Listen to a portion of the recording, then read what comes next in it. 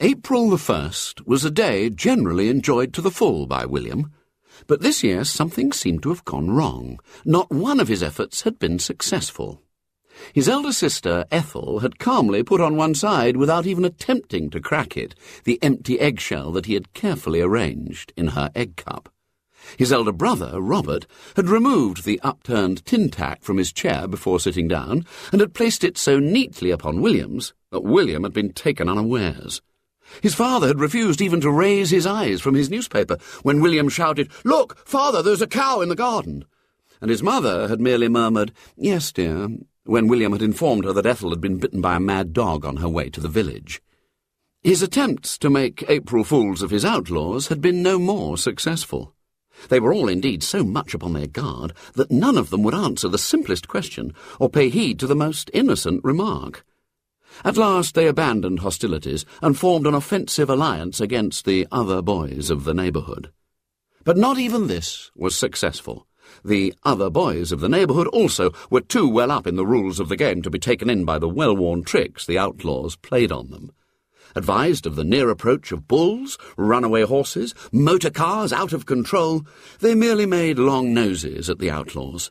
Informed that sweets were being given away at Mr. Moss's sweet shop, that a circus had just arrived at the other end of the village, that Farmer Jenks was riding round his farmyard on his old sow, they merely remarked, "Yah, April Fools yourselves." "I wish we could find someone that had forgotten it was April Fool's Day," said Henry. "Tell you what I'd like to do," said William.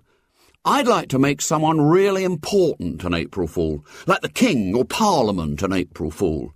"You couldn't." "Yes, I could. I could easily. I could ring 'em up and say that an enemy had landed, and then they'd call out the army and march down to the coast and find no one there. I bet they'd be April Fools all right." "You don't know their telephone number," said Ginger. "No, but I could look 'em up in the book, couldn't I?" "You'd probably get executed," said Douglas. "Yes, I know. That's why I'm not going to do it. Not to the King and Parliament, anyway. But I'd like to make someone important an April Fool, but not as important as the King and Parliament. Let's think who's the most important person living here." "The vicar?" suggested Ginger. "The doctor," suggested Douglas. "Yes, I think the doctor," said William. "He'd be easier to make one anyway. I know. I've thought of something to bring 'em both in." Followed by his outlaws, William made his way up to the doctor's front door, knocked at it smartly, and informed the maid who opened it that the vicar was dying and would the doctor please go to him at once. For answer, he received a box on the ear that nearly made him lose his balance. He rejoined his friends, rubbing his boxed ear tenderly and filled with righteous indignation. "Huh! Suppose it was true, and they'd let the poor vicar die. Well, I think she's the same as a murderer, that woman is.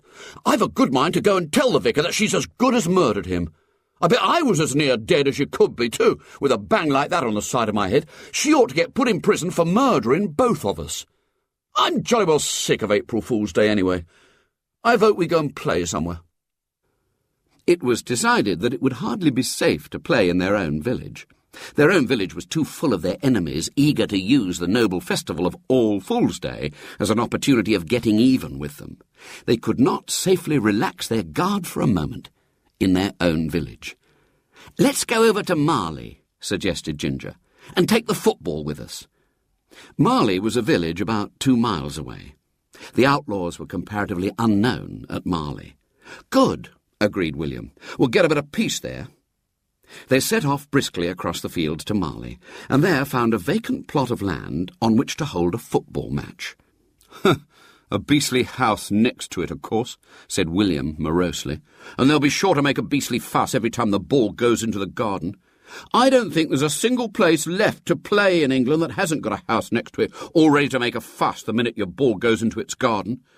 Sometimes I feel I don't care how soon the end of the world comes." "Well, come on, let's begin to play," said Ginger. They began to play, and in a few minutes, as William had prophesied, their ball went over the wall into the garden of the house. It was a high brick wall with no convenient foothold on it, so they went to the gate to survey the enemy's ground. There they found that to get round to the side garden where their ball was, they'd have to pass a window where a haughty-looking lady sat at a writing table. Clearly, it could not be done.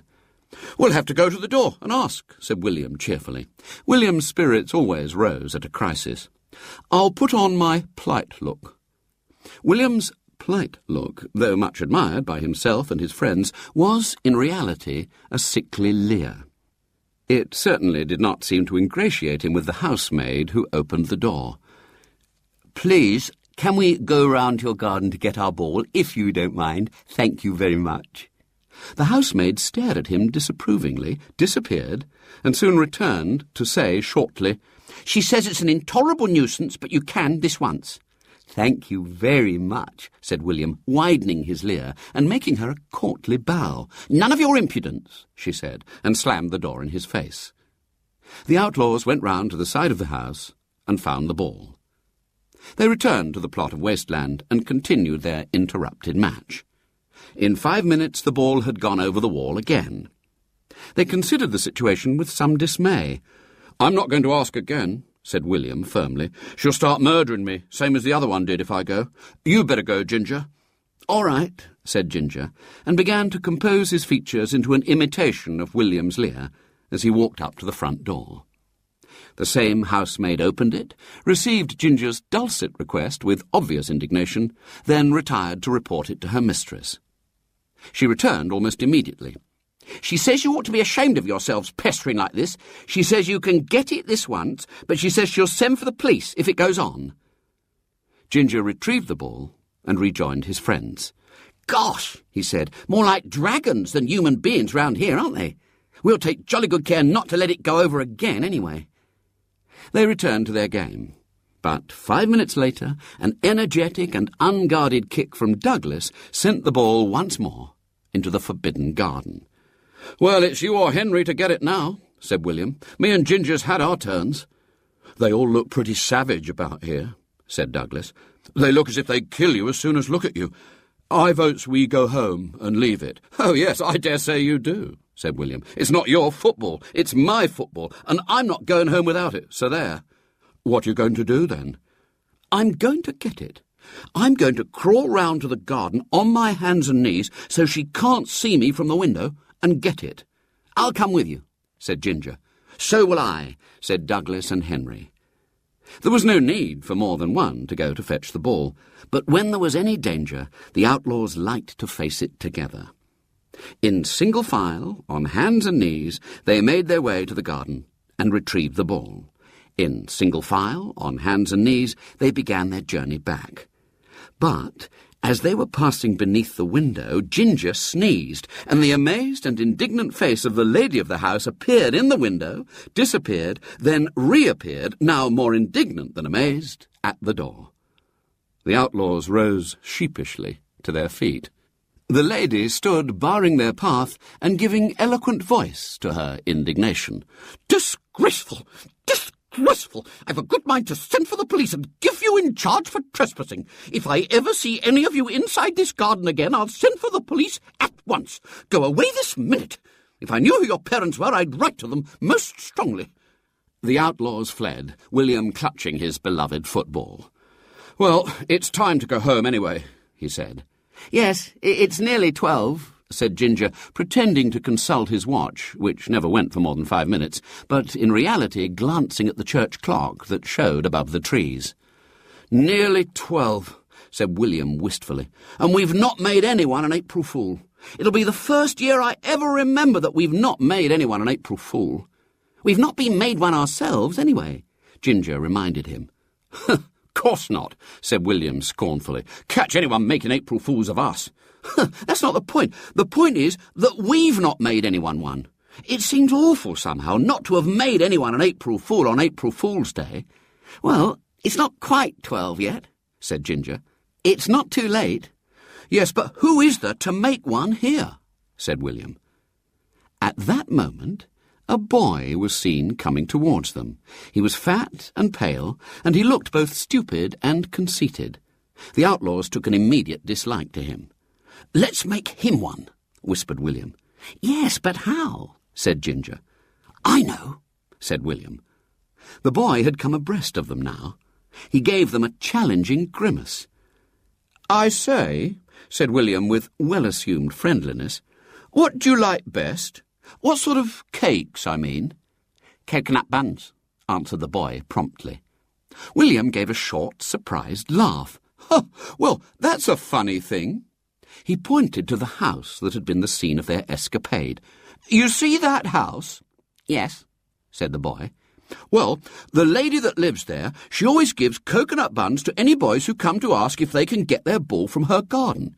If you want some coconut buns, all you have to do is go up to the door and knock and ask if you can speak to the mistress of the house.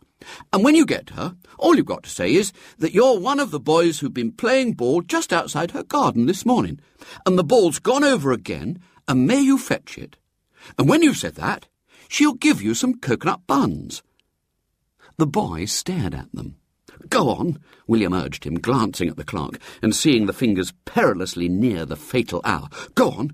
We want you to have those buns because you look hungry. See here." Desperately, he took a treasured whistle from his pocket. "See here. I'll give you that if you'll go and say it." The boy took and pocketed it without a word. William's urgency communicated itself to the others. They felt that their very honour depended upon, somehow or other, making this boy an April Fool before 12 o'clock. And look here," said Ginger feverishly. "I'll give you this penknife too, if you'll go quick. We want you to have those coconut buns."